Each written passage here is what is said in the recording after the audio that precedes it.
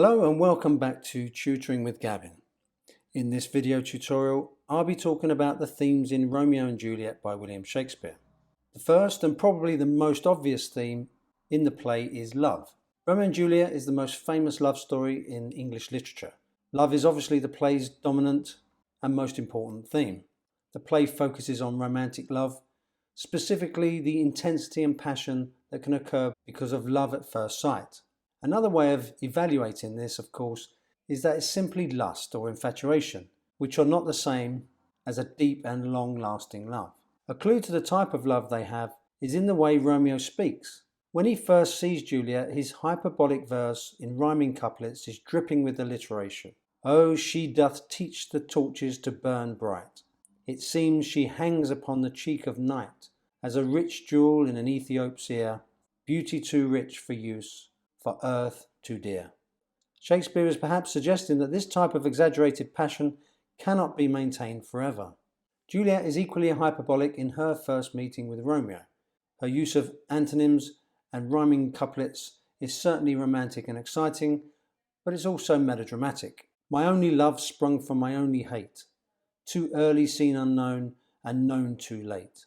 Prodigious birth of love it is to me, that I must love a loathed enemy. The combination of their heightened, poetic, melodramatic language provides the audiences with a powerful introduction to love at first sight, which they know from the prologue will end tragically. Juliet's age is also an issue, and Romeo is on the rebound from a similar infatuation with Rosalind. Then, with the pressures from her parents to marry Paris because she is of a pretty age, it forces the young lovers into an ill-conceived marriage the next day. Too soon for them to really know each other. The question remains then whether this is true love or simply lust or infatuation. In the play, love overwhelms Romeo and Juliet, incapacitating their ability to behave logically or calmly. Their burning love blinds them to all other values, loyalties and emotions. Because of this uncontrolled love, Juliet defies her family. Deny thy father and refuse thy name, or if thou wilt not, be but sworn, my love, and I'll no longer be a Capulet. Just like Romeo, she demonstrates dramatic and extreme behaviour, which does not bode well when we know how their families are against their relationship. Romeo drops his friends, Mercutio and Benvolio, after the feast in order to go to Juliet's garden, which is a familiar trait we see in many teenagers who fall in love. Shakespeare recognises this obsessive behaviour and the potential consequences if left unchecked. Shakespeare is not presenting his audience with a sentimental love. Instead, this is a realistic, dangerous, passionate, obsessive and brutal love that is like a car hurtling full speed towards an inevitable tragic crash. The religious imagery in the play makes it feel almost spiritual at times. This holy shrine, two blushing pilgrims, saints' lips, my sin is purged, while at other times it's described as a kind of magic, alike bewitched by the charm of looks. But generally it feels chaotic, powerful, exciting and mysterious. Audiences either remember feeling like this at some point in their lives or wish they had. Juliet perfectly describes her love for Romeo by refusing to describe it. But my true love is grown to such excess, I cannot sum up some of half my wealth. In other words, the love experienced in this play is too complex to be easily described or understood. The love experienced in the play drives everything towards a violent and tragic end, partly because of the existence of hate that runs parallel to the love story, and partly because of the blindness caused by such explosive love. When Tybalt notices that Romeo has gatecrashed the party and is determined to kill him, it coincides with the moment Romeo falls instantly in love with Juliet. Violence seems inevitable from this point, despite the romanticism and innocence of the lovers. With true dramatic flamboyance, Romeo and Juliet are consumed with thoughts of suicide and a willingness to experience it. In Act 3, Scene 3, Romeo brandishes a knife in Friar Lawrence's cell and threatens to kill himself after he has been banished from Verona and his love. Juliet also pulls a knife in order to take her own life in Friar Lawrence's presence, just 3 scenes later. After Capulet decides that Juliet will marry Paris, Juliet says, "If all else fail, myself have power to die." The death imagery used by Shakespeare foreshadows the tragic ending. After their sexual experience, Juliet says to Romeo, "Methinks I see thee, as one dead in the bottom of a tomb." This theme continues until its inevitable conclusion, double suicide. Suicide because of love is also presented in Shakespeare's Othello and Hamlet. In Romeo and Juliet, This is the ultimate expression of love, as only in death can they stay together. In the play, love leads initially to joy, then tragedy, although because of the romantic and passionate poetry, it has a lasting impression on all who watch it unfold. Another important theme is sex. The themes of love and sex are closely linked. Romeo's romanticism about both Juliet and Rosalind are counterbalanced by his awareness of the sexual element of their relationship. In Act 1,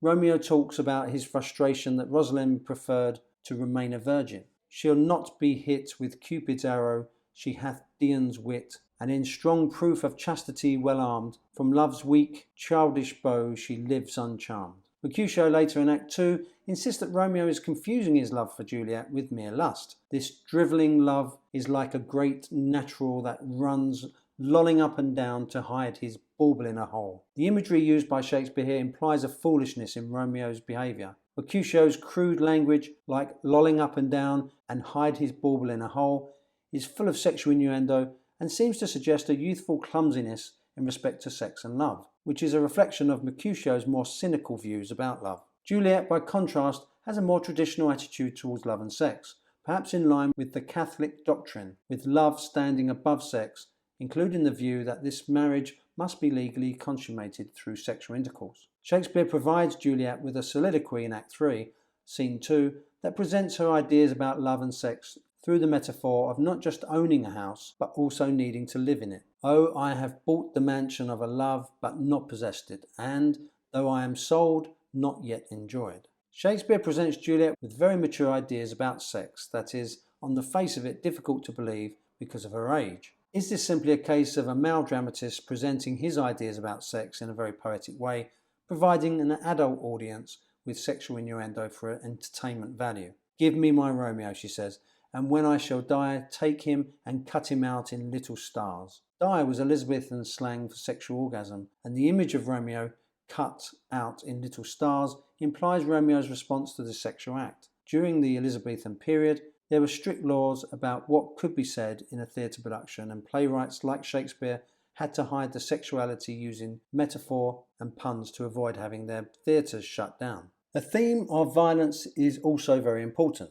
Verona is a violent place, with armed men walking around in gangs, fueled by the ancient grudge between the Capulets and the Montagues. The play opens with swords being drawn and sword fights in the street. This is not such a strange vision if you live in parts of London where, in recent years, there have been bloody battles between rival gangs, often leaving young men dying or injured. Shakespeare is not saying Verona is unusual, but is highlighting how violent men are, and often over petty things like ego, jealousy, or reputation. However, the comedic element of the first two acts is evident in the innuendos of the language. Gregory says, "Draw thy tool," and Samson responds with, "My naked weapon is out." To a modern audience, it might seem violent, but to an Elizabethan audience, this would have been very funny. Tybalt sees Romeo at the Capulet ball and is keen to fight him, and finally, in Act 3, his temper turns to tragedy as he kills Mercutio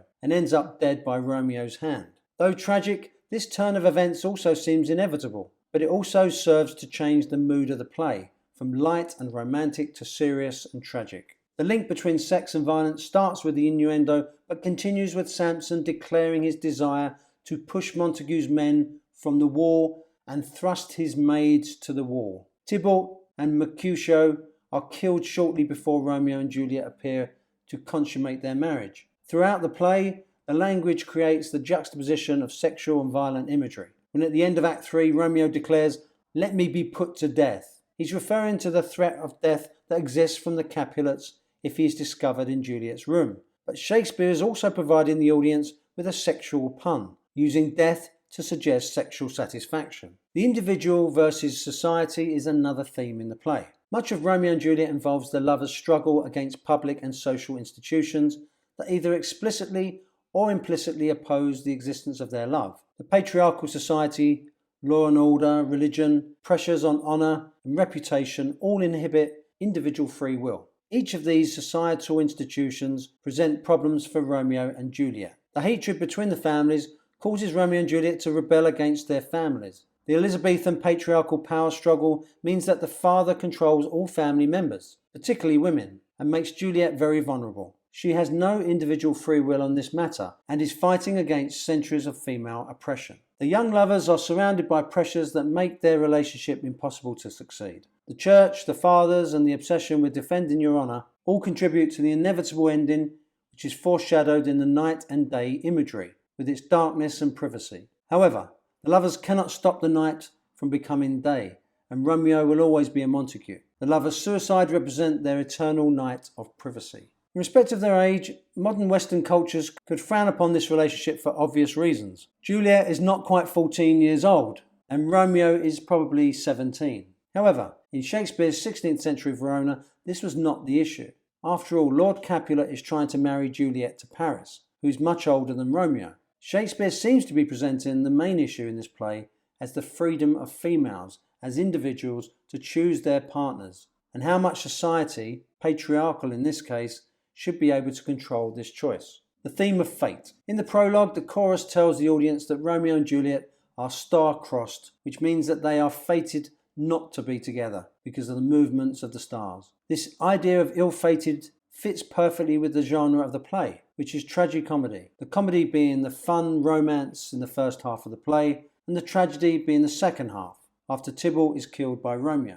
This is what makes the play so memorable and moving. The fact that they are so perfect for each other, and yet it was never meant to be. The characters are also aware that they are defying their fate. When Romeo believes that Juliet is dead, he cries out poignantly, "Then I defy you, stars." Romeo defies his fate with his suicide in order to be with Juliet forever. The plans by Friar Lawrence seem doomed to failure with a series of accidents, and then there is the impeccably bad timing of Romeo's suicide and Juliet's awakening. It's as if the fate was against them all along, which of course it was. In the prologue, the chorus refers to their love as death-marked, as if cursed. The word marked has connotations of the engraving on a tombstone. Shakespeare is using dramatic irony as a storytelling device, with audiences fully aware of the fate awaiting the young lovers, which has the effect of audiences experience every tragic movement towards death. The innocence of their love makes audiences yearn for their success, but they would have understood the powerful forces weighed against Romeo and Juliet from the start. By revealing the ending at the beginning of the play,